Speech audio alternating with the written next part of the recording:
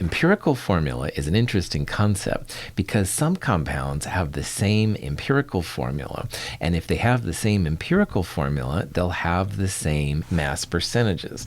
So as an example of this, nitrogen dioxide is NO2, and dinitrogen tetraoxide is N2O4.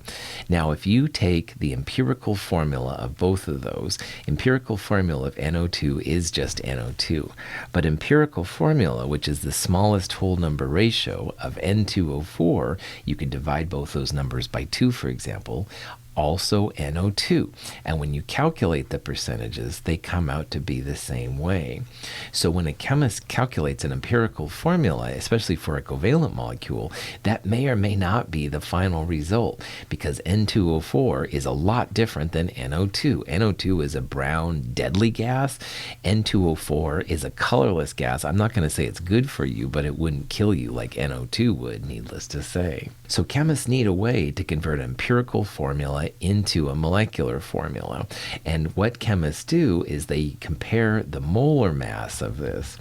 So if you take the molar mass and you divide by the empirical formula molar mass, you'll find that there's going to be a certain whole number ratio n that relates the two of them together.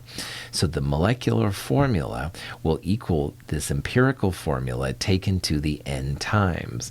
And the n value can be found by comparing the molar mass of the whole molecule compared to the molar mass of the empirical formula. And it's easier than it sounds. It's hard to explain, but it's actually pretty chill. So let me show you an example of that. Let's say that we have an empirical formula of CH2O, and when you find the molar mass of that empirical formula, i.e. add up a carbon, 2 hydrogens, and an oxygen, it's like 12 plus 2 times 1 plus 16, that's cheesy sig figs, but it works, 30 grams per mole, 30 AMU.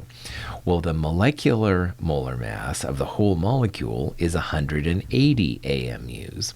So we can use this information to find the molecular formula of this compound. And again, we need to know the number of times the empirical formula will go into the molecular formula. And we can figure that value out by taking the molar mass of the whole thing and dividing by the molar mass of the empirical formula. So in this case, that ratio is going to be 180, which is the mass of per molecule, and we'll divide it by 30, the mass of a formula unit, those smallest empirical formulas. So 180 divided by 30 is 6. That means that there's 6 empirical formulas in the molecular formula. So the molecular formula would be CH2O taken 6 times. So if you multiply all of those things through by 6, you get C6H12O6. That's the molecular formula of this compound. Now, these ratios here are always going to be whole numbers. When we went from like percentages to empirical formulas, sometimes we multiply by 2 or something like that. These formulas will always be whole numbers. So if you get a value of like 5.99 or 6.01, just call it 6 and you're good to go. It's always going to be a whole number. Here's a question. Glyceraldehyde is the compound with an empirical formula of CH2O and the molar mass 90.08 grams per mole. What is the molecular formula of glyceraldehyde? All right, no problem. So to figure this out, we need the ratio. We need to know how many empirical formulas are in the molecular formula. And to do that, we need to find the molar mass of the empirical formula. So if you add up 1C, 2 H's, and 1 O, it's like 1 times 12 for carbon, plus 2 times 1 for hydrogen, plus 1 times 16 for oxygen. Again, you can use kind of cheesy sig figs here because that ratio is always going to be a whole number. So you add up 12 plus 2 plus 16, it comes out to be 30 grams per mole. The empirical formula is molar mass.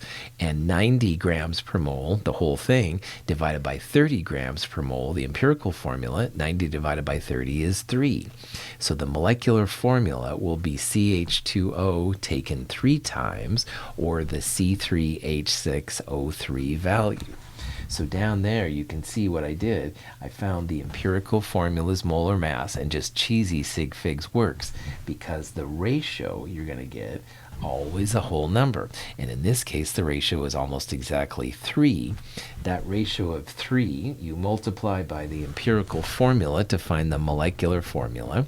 So CH2O taken 3 times will give you the answer here, C3H6O. So pretty chill. Let's do a combined question now, where we start with a compound with mass percentages, and we also know the molar mass of the whole compound. So from this, we want to find the empirical formula and then the molecular formula. And I would encourage you to try this on your own. Okay, you've got all the skills to do this. So I've got the answers along the way. If you don't get these answers, then let me know and stuff, we can figure it out. But to answer this question, first of all, we have 81.10% boron, and it says the compound has just boron and hydrogen. So what that means then is 100% minus 81.10, that'll give you the percent hydrogen. And those percentages, just assume 100 grams, so that would be 81.10 grams of boron, and I think you have 18.90 grams of hydrogen, if my math is done right here in my head.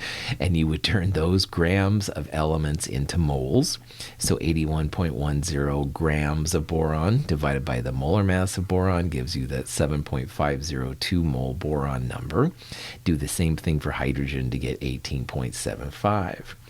Now, if you compare those values, you would divide both 7.502 and 18.75 by the smaller number, 7.502.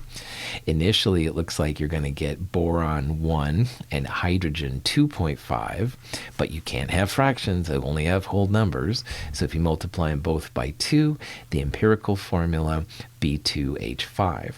That's the empirical formula, smallest whole number. Now, next thing you need, molar mass of the empirical formula. So 2 borons and 5 hydrogens gives you a molar mass of 26.67. Now, the whole molar mass is 53.3 grams per mole. So 53.3 divided by 26.67 will always give you a whole number. Looks like it comes out to be 2. So the empirical formula twice will give you the molecular formula. So B2H5 taken twice gives you B4H10. Good to go. So try this on your own, see what you do. If you get stuck, let me know. Happy to help. All stuff you can handle.